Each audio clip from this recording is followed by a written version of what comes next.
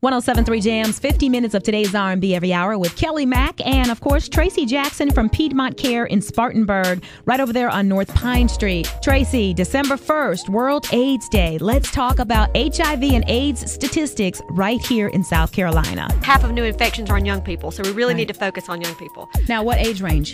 We're looking at 17 to 29. Okay. 50% of new infections. That's pretty stunning. So we try to do a lot of work on college campuses. We're in the top 10 in the nation in AIDS case rates. Okay. And the southern states are the hardest hit, so it's really become a regional epidemic. So why is that? Why the South? There are a lot of factors. One is poverty. Okay. Educational attainment, right? Also in the South, we don't talk openly about certain topics. Right. And when you talk about HIV and AIDS, you have to talk about all of the taboo subjects you can think of. Yes. Death, dying, sex, gender, sexuality, drugs.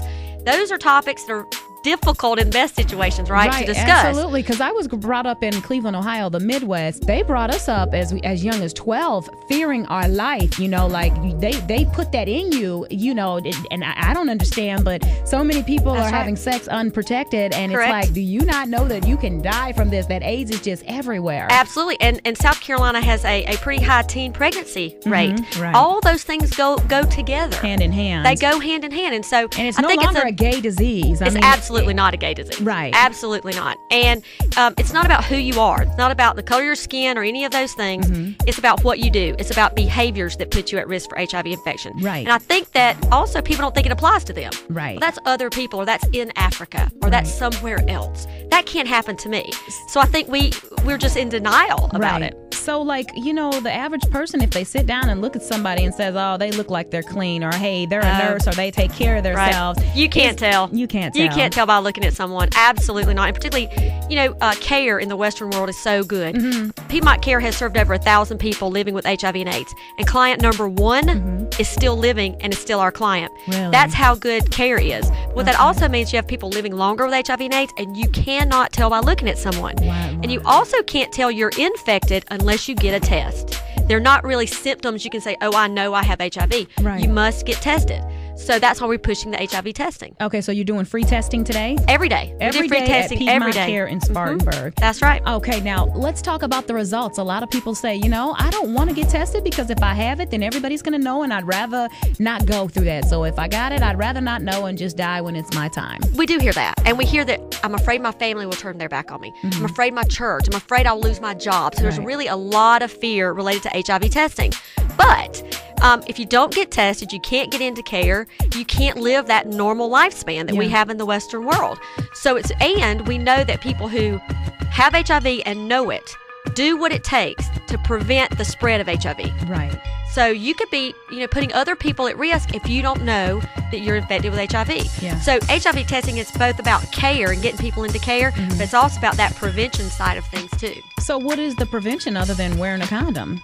Well, I guess there's lots of different things you could do. We talk about abstinence. Okay. We talk about wearing a condom every time. Okay. We talk about reducing your number of sex partners. Okay. Right? We talk about cleaning your needles. Okay. Not sharing needles. So there's a wide variety of things you can do based on what your lifestyle is and still reduce your risk. You know, oftentimes we don't talk about eliminating risk. We talk about reducing risk. And when we talk about abstinence, we don't just mean abstinence from vaginal, anal, and oral sex, although that's part of it. We also mean abstinence from drugs and alcohol. Right. Because the use of drugs and alcohol put you at risk for HIV because you just make bad choices. Right. When you're under the influence. Correct. Absolutely. So we talk about abstinence in that broad way. A lot of people, they don't want to get tested because if they get tested and then they test positive, they become a statistic and an outcast in the community. HIV testing is confidential. But don't you have to report it to the Department of Health? It is names-based reporting. So if a person is HIV positive, they are reported to the health department. They also get a confirmatory blood test. That's just standard practice in any test. And at the health department, they are going to interview you and ask you if you have put other people at risk. And it's all about prevention. Okay. But theoretically at least, and we think they do a very good job about it, it's confidential. It's not anonymous testing, but it is confidential testing. Okay, well, I have a question. Is it true that it can take up to 7 years for the virus to show up in your body? Meaning if you had sex with someone who's infected today, it can actually take up to 7 years before you even know you're positive? No, you would probably test positive, but you might not have any symptoms. For up to 7 years. Right. Or wait a minute, or even really, you might not have symptoms for a very long time. Again, that's why you have to get tested even more than 7 years. The test doesn't look for the virus. The test looks for the antibody. Okay. So your body has to have time to produce that antibody. How long does it take? Well, it could be very quick, but we tell people a 3-month window period. Okay. Come in and get tested during that 3 months. We will still test you, and it might be positive, but to be sure, 3 months. Say there's somebody walking around, hypothetically speaking, in Spartanburg with HIV, and they know it, but they're like, you know what? Someone gave it to me, and I don't care. So they just have sex unprotected. How is it that we as the citizens can know who has it and who doesn't, so we won't get infected? Well, there are two things there. One is you are responsible for yourself. Right. So you have to demand that you know the HIV status of your partner, period. You have to know.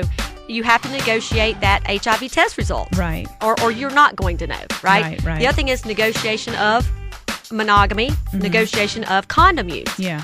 But back to the someone spreading it, South Carolina does have a criminal law, as most states do. It says if you are HIV positive, you must notify your partners, your sex partners, or your needle sharing partners. Okay. And if you don't, you can be prosecuted. Okay. Now, it's a he said, she said, or a he said, right? Yeah.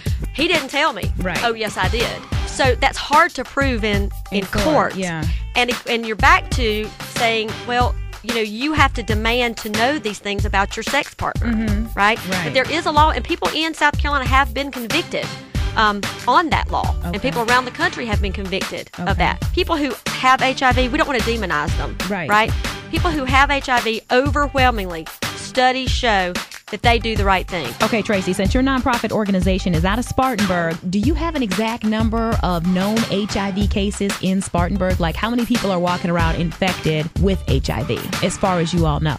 We get our statistics through DHEC, South Carolina DHEC, so we don't keep up with that ourselves. But according to them, there are 939 people in Spartanburg. Okay, so that's just Spartanburg County alone. Now, according to my resources over at Aid Upstate, in Anderson, there's 450 known walking cases of HIV/AIDS, and in Greenville, wow, 1,775 known cases. But at the same time, 20% of Americans that are living with HIV don't even know it. So these are just the known numbers.